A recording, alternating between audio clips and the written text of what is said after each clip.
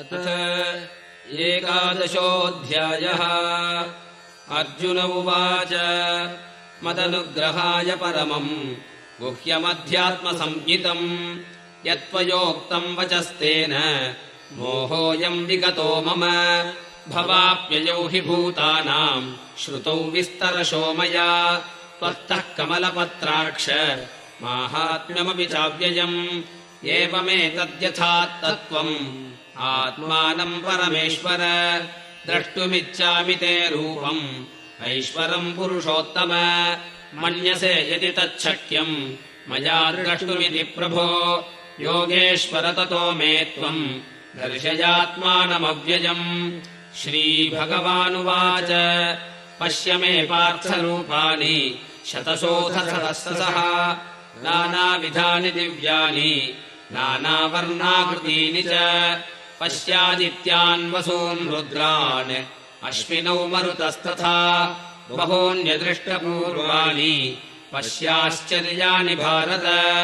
इहैकस्थम् जगत्कृत्स्नम् पश्याद्य सचराचरम् मम देहे गुडाकेश यच्चान्यद्द्रष्टुमिच्छसि न तु माम् शक्यसे द्रष्टुम् अनेनैव स्वचक्षुषा दिव्यम् ददामि ते चक्षुः पश्य मे योगमैश्वरम्। सञ्जय उवाच एवमुक्त्वा ततो राजन् महायोगेश्वरो हरिः दर्शयामास पार्थाय परमम् रूपमैश्वरम् अनेकवक्त्रनयनम् अनेकाद्भुतदर्शनम् अनेकदिव्याभरणम् दिव्यानेकोद्यतायुधम् दिव्यमाल्याम्बरधरम् दिव्यगन्धानुलेपनम् सर्वाश्चर्यमयम् देवम् अनन्तम् विश्वतोमुखम् दिवि सूर्यसहस्रस्य भवेद्युगपदुत्थिता यदि भाससदृशी सा स्यात् भासस्तस्य महात्मनः तत्रैकस्थम् जगत्कृत्स्नम् प्रविभक्तमनेकधा अपश्यद्देवदेवस्य शरीरे पाण्डवस्तदा ततः स विस्मयाविष्टः हृष्टरोमा धनञ्जयः प्रणम्य शिरसा देवम् कृताञ्जलिरभाषत। अर्जुन उवाच पश्यामि देवांस्तव देवदेहे सर्वांस्तथा भूतविशेषसङ्घान् ब्रह्माणमीशम् कमलासनस्थम् ऋषींश्च सर्वानुरगांश्च दिव्यान् अनेकबाहूदरवक्त्रनेत्रम् पश्यामि त्वाम् सर्वतोऽनन्तरूपम् नान्तम् न मध्यम् न पुनस्तवादिम् पश्यामि विश्वेश्वर विश्वरूप किरीटिनम् गदिनम् चक्रिणम् च तेजोराशिम् सर्वतो दीप्तिमन्तम् पश्यामि त्वाम् दुर्निरीक्ष्यम् समन्तात् दीप्तानलार्कद्युतिमप्रमेयम् त्वमक्षरम् परमम् वेदितव्यम् त्वमस्य विश्वस्य परम् निधानम् त्वमव्ययः शाश्वतधर्मगोप्ता सनातनस्त्वम् पुरुषो मतो मे अनादिमध्यान्तमनन्तवीर्यम् अनन्तबाहुम् शशिसूर्यनेत्रम् पश्यामि त्वाम् दीप्तहुताशवक्त्रम् स्वतेजसा विश्वमिदम् तपन्तम् द्यावा पृथिव्योरिदमन्तरम् हि व्याप्तम् त्वयैकेन दिशश्च सर्वाः दृष्ट्वाद्भुतम् रूपमिदम् तवोग्रम् लोकत्रयम् प्रव्यथितम् महात्मन् अमीहि त्वासुरसङ्घा विशन्ति केचिद्भीताः प्राञ्चलयो गृह्णन्ति स्वस्तीत्युक्त्वा महर्षिः सिद्धसङ्घाः स्तुवन्ति त्वाम् स्तुतिभिः पुष्कलाभिः रुद्रादित्या वसवो ये च साद्याः विश्वेश्विनौ मरुतश्चोष्मपाश्च गन्धर्वयक्षासुरसिद्धसङ्घाः वीक्षन्ते त्वाम् विस्मिताश्चैव सर्वे रूपम् महत्ते बहुवक्त्रनेत्रम् महाबाहो बहुबाहूरुपादम् बहूदरम् बहुदंश्राकराळम् दृष्ट्वा लोकाः प्रव्यथितास्तथाहम् नभस्पृशम् दीप्तमनेकवर्णम् व्यात्ताननम् दीप्तविशालनेत्रम् दृष्ट्वा हि त्वाम् प्रव्यथितान्तरात्मा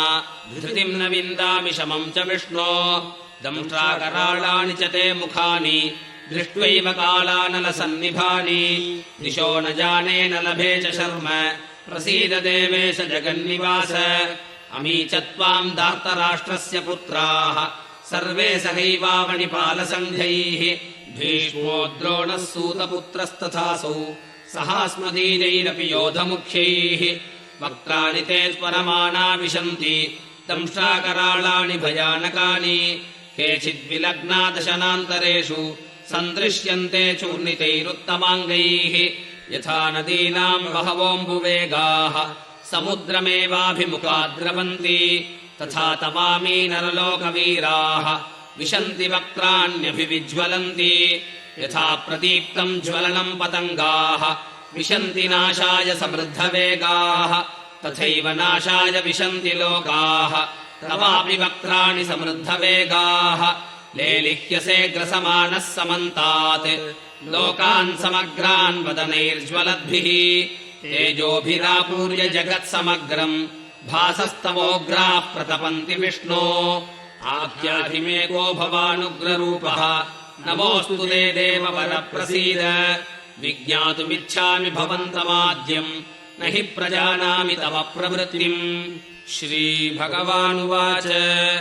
कालोऽस्मि लोकक्षयकृत्प्रवृद्धः लोकान् समाहर्तुमिह प्रवृत्तः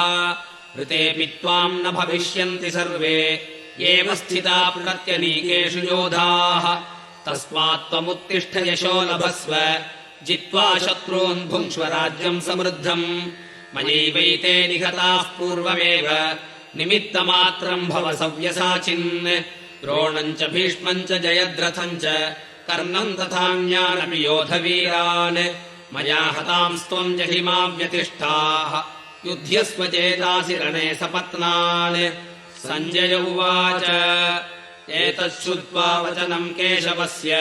कृताञ्जलिर्वेपमानः किरीटी नमस्कृत्वा भूयजेवाह कृष्णम् स गद्गदम् भीतभीतः प्रणम्य अर्जुन उवाच स्थाने हृषीकेश तव प्रकीर्त्या जगत्प्रकृष्यत्यनुरज्यते च रक्षांसि भीतानि दिशो द्रवन्ति सर्वे नमस्यन्ति च सिद्धसङ्घाः कस्माच्च तेन न मेरन्महात्मन् गरीयसे ब्रह्मणोऽप्यादिकर्त्रे अनन्तदेवेश जगन्निवास त्वमक्षरम् सदसत्तत्परम् यत् त्वमादिदेवः पुरुषः पुराणः त्वमस्य विश्वस्य परम् निधानम् वेत्तासि वेद्यम् च परम् च धाम त्वया ततम् विश्वमनन्तरूप वायुर्यमोऽग्निर्वरुणः शशाङ्कः प्रजापतिस्त्वम् प्रपितामहश्च नमो नमस्तेऽस्तु सहस्रकृत्वः पुनश्च भूयोऽपि नमो नमस्ते नमः पुरस्तादथ पृष्ठतस्ते नमोऽस्तु ते सर्वत एव सर्व अनन्तवीर्यामितविक्रमस्त्वम् सर्वम् समाप्नोषि ततोऽसि सर्वः सखेति मत्वा प्रसभम् यदुक्तम् हे कृष्ण हे यादव हे सखेति अजानता महिमानम् तवेदम् मया प्रमादात् प्रणयेन वापि यच्चावहासार्थमसत्कृतोऽसि विहारशय्यासनभोजनेषु एकोऽथवाप्यच्युत तत्समक्षम् तत्क्षामये त्वामहमप्रमेयम् पितासि लोकस्य चराचरस्य त्वमस्य पूज्यस्य गुरुर्गरीयान् न त्वत्समोऽस्त्यभ्यधिकः कुतोऽन्यः लोकत्रयेऽप्यप्रतिमप्रभाव तस्मात् प्रणम्य प्रणिधाय कायम् प्रसादये त्वाम् अहमीशमीड्यम् विदेव पुत्रस्य सखेव सख्युः प्रियः प्रियायार्हसि देव सोढुम् अदृष्टपूर्वम् हृषितोऽस्मि दृष्ट्वा भयेन च प्रव्यथितम् मनो मे तदेव मे दर्शय देवरूपम् प्रसीद देवेश जगन्निवास किरीटिनम् गदिनम् चक्रहस्तम् इच्छामि त्वाम् द्रष्टुमहम् तथैव तेनैव रूपेण चतुर्भुजेन सहस्रबाहो भव विश्वमूर्ते श्रीभगवानुवाच मया प्रसन्नेन तवार्जुनेदम् रूपम् परम् दर्शितमात्मयोगात् तेजोमयम् विश्वमनन्तमाद्यम् यन्मे त्वदन्येन न दृष्टपूर्वम् न वेदयज्ञाध्ययनैर्न दानैः न च क्रियाभिर्न तपोभिरुग्रैः एवम् रूपः शक्य अहम् नृलोके द्रष्टुम् त्वदन्येन कुरु प्रवीर मा ते व्यथा मा च विमूढभावः दृष्ट्वा रूपम् घोरमीदृन्ममेदम् व्यपेतभिः प्रीतमनाः पुनस्त्वम् तदेव मे रूपमिदम् प्रपश्य सञ्जय उवाच इत्यर्जुनम् वासुदेवस्तथोक्त्वा स्वकम् रूपम् दर्शयामास भूयः आश्वासयामास च भीतमेनम् भूत्वा पुनः सौम्यवपुर्महात्मा अर्जुन उवाच दृष्ट्वेदम् मानुषम् रूपम् तव सौम्यम् जनार्दन इदानीमस्मि संवृत्तः सचेताः प्रकृतिम् गतः श्रीभगवानुवाच सुदुर्दर्शमिदम् रूपम् दृष्टवानसि यन्मम देवा अप्यस्य रूपस्य नित्यम् दर्शनकाङ्क्षिणः नाहम् वेदैर्न तपसा न दानेन न चेज्यया शक्य एवम् विधो द्रष्टुम् दृष्टवानसि माम् यथा भक्त्या त्वनन्यया शक्यः अहमेवम् विधोऽर्जुन ज्ञातुम् द्रष्टुम् च तत्त्वेन प्रवेष्टुम् च परन्तप मत्कर्म कृन्मत्परमः मद्भक्तः सङ्गवर्जितः निर्वैरः सर्वभूतेषु यः स मामेति पाण्डव ॐ तत्सत् इति श्रीमद्भगवद्गीतासु उपनिषत्सु ब्रह्मविद्यायाम् योगशास्त्रे श्रीकृष्णार्जुनसंवादे विश्वरूपदर्शनयोगो नाम 11 अध्यायः।